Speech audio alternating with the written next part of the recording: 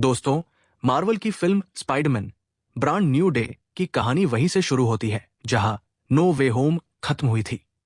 Doctor strange के जादू की वजह से अब पूरी दुनिया पीटर पार्कर को भूल चुकी है। फिल्म की शुरुआत में हम देखते हैं कि 4 साल बीत चुके हैं। एमजे और नेड अपनी कॉलेज की पढ़ाई पूरी करके वापस न्यूयॉर्क लौट आए हैं और अपनी सामान्य नौकरियों में लग गए हैं। लेकिन वे पीटर को बिल्कुल नहीं पहचानते।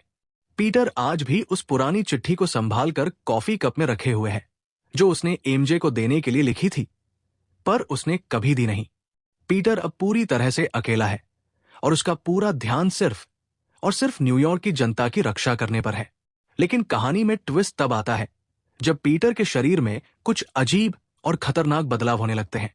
उसके डीएनए में कुछ ऐसी चीजें बदल रही हैं जिससे उसकी ताकत अचानक बहुत बढ़ जाती है। उसे भयानक माइग्रेन के दौरे पड़ने लगते हैं। वो अचानक बेहोश होने लगता है और कभी कभी उसे बेकाबू गुस्सा आने लगता है। सबसे हैरान करने वाली बात यह है कि अब उसे वेब शूटर की जरूरत नहीं है। टोबी मैगुइरे के स्पाइडरमैन की तरह उसके शरीर से ही असली यानी ऑर्गेनिक जाले, ऑर्गेनिक वेबिंग निकलने लगते हैं। इस बदलाव से पीटर खुद बहुत डर जाता है क्योंकि उसे डर है कि कहीं वो एक हीरो से दानव न बन जाए। पीटर अपनी इस नई शारीरिक समस्या से जूझ ही रहा होता है कि तभी न्यूयॉर्क शहर में एक नया और अनोखा खतरा दस्तक देता है। शहर में रहस्यमयी चोरियां और हमले होने शुरू हो जाते हैं।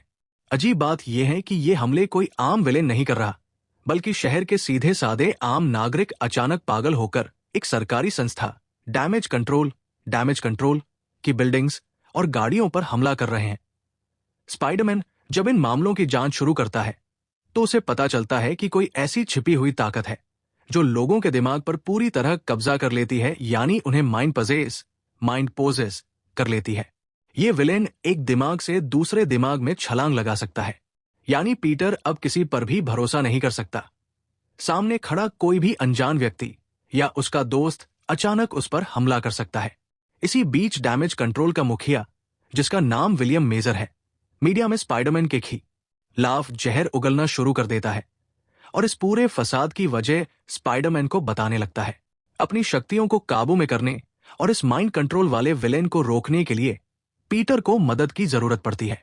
वो जाता है ब्रूस बैनर, हल्क के पास, जो अब अपनी सुपर हीरो लाइफ से थोड़ा दूर होकर कॉलेज के बच्चों को फिजिक्स पढ़ा रहे हैं। पीटर उनसे कहता है कि वो कोई ऐसी टेक्नोलॉजी बनाना चाहता है जिससे उसकी बढ़ती हुई और बेकाबू शक्तियां रुक जाएं। लेकिन ब्रूस बैनर उसे समझाते हैं कि प्रकृति के किस हिस्से को अच्छा या बुरा कहना है ये तुम तय नहीं कर सकते, तुम्हें इसे स्वीकार करना होगा। तभी कहानी में सबसे खतरनाक एंट्री होती है फ्रैंक कैसल यानी द पनिशर की। पनिशर का मानना है कि इस माइंड कंट्रोल करने वाले विलेन को जिंदा छोड़ना शहर के लिए सबसे बड़ा खतरा है और वो उसे जान से मारना चाहता है। स्पाइडरमैन और पनिशर के विचार आपस में बिल्कुल नहीं मिलते क्योंकि स्पाइडरमैन किसी की जान नहीं लेना चाहता। दोनों के बीच एक जबरदस्त और खूनी लड़ाई होती है, लेकिन आखिरकार पनिशर पीटर के इरादों और उसकी अच्छाई को देखकर उसका सम्मान करने लगता है।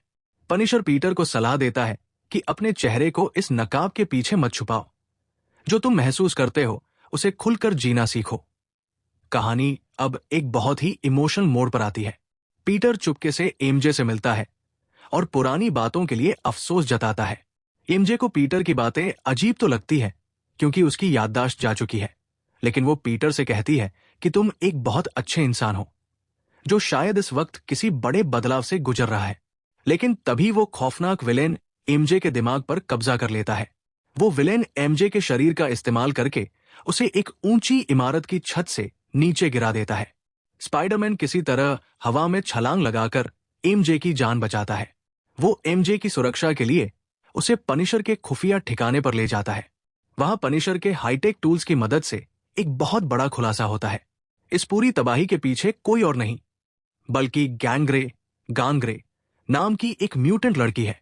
डैमेज कंट्रोल के विलियम मेजर ने गैंग्रे की बहन सारा को कैद करके रखा हुआ है और वो उस पर अवैध साइंटिफिक एक्सपेरिमेंट कर रहा है।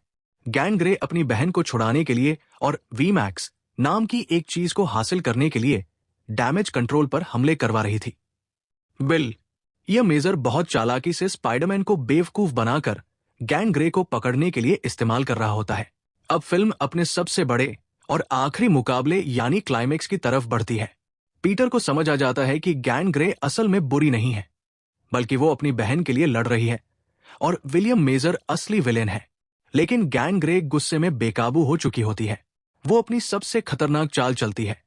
वो सीधे ब्रूस बैनर, हल्क के दिमाग पर कब्जा कर लेती है। अब हल्क पूरी तरह से गैन ग्रे के वश में है और वो न्यूयॉर्क शहर को तहस-नहस करना शुरू कर देता है। स्पाइडरमैन के सामने अब तक की सबसे बड़ी चुनौती है। उसे एक तरफ डैमेज कंट्रोल के सैनिकों से बचना है, दूसरी तरफ बेकाबू हल्क को रोकना है और गैन ग्रे के दिमाग को शांत भी करना है। पीटर पनिशर की मदद से अपने सूट में एक डिवाइस फिट करता है जिसे यूनिवर्सल इनहिबिटर कहा जाता है, जो गैन ग्रे की दिमागी तरंगों को रोक सकता है। इस लड़ाई के दौरान जब पनिशर गुस्से में आकर गैन ग्रे पर स्नाइपर से गोली चलाता है, तो स्पाइडरमैन गैन ग्रे को बचाने के लिए खुद आगे आ जाता है और वो गोली स्पाइडरमैन को लग जाती है। पीटर बुरी तरह घायल हो जाता है। पीटर के इस आत्मत्याग और उसकी अच्छाई को देखकर गैन ग्रे का दिल पिघल जाता है। वो अपनी शक्तियों का इस्तेमाल करके पीटर के घाव से खून बहने से रोकती है और हल्क को भी अपने नियंत्रण से आजाद कर देती है। घायल पीटर को पनिशर और गैन ग्रे मिलकर तुरंत अस्पताल पहुंचाते हैं, जहां पनिशर डॉक्टरों से पीटर की असली पहचान छुपाकर रखता है। गैन ग्रे अब पीटर की एक बहुत अच्छी दोस्त बन चुकी है। ठीक होने के बाद पीटर को यह एहसास होता है कि भले ही उसने अपने करीबियों को खो दिया है, लेकिन इसका मतलब ये नहीं कि वो दुनिया में बिल्कुल अकेला है। वो समझ जाता है कि अपनों की मदद मांगना कमजोरी नहीं बल्कि बहादुरी की निशानी है।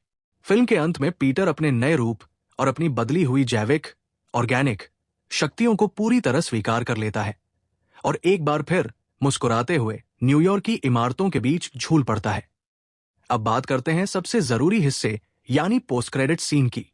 स्क्रीन पर हमें डैमेज कंट्रोल की एक सीक्रेट लैब दिखाई जाती है, जहां विलियम मेजर के मारे जाने या पकड़े जाने के बाद कुछ गुप्त फाइल्स दिखाई जाती है, जिन पर म्यूटेंट एक्स लिखा होता है। ये सीन सीधे तौर पर इशारा करता है कि आने वाली फिल्मों में मार्वल के म्यूटेंट्स और एक्समैन की आधिकारिक तौर पर एमसीयू के मेनलाइन यूनिवर्स में एंट्री होने वाली है। साथ ही ये स्पाइडरमैन की अगली ट्रिलॉजी और आने वाली बड़ी फिल्म एवेंजर्स डूम्सडे के लिए एक बहुत बड़ा रास्ता तैयार करता है। तो दोस्तों, ये थी स्पाइडरमैन ब्रांड न्यू डे की पूरी कहानी। आपको ये एक्सप्लेनेशन कैसा लगा और क्या आप स्पाइडरमैन के शरीर में आए इन म्यूटेंट बदलावों से खुश हैं? कमेंट करके जरूर बताएं। वीडियो को लाइक और चैनल को सब्सक्राइब करना ना भूलें। मिलते हैं अगली वीडियो में, तब तक के लिए अलविदा।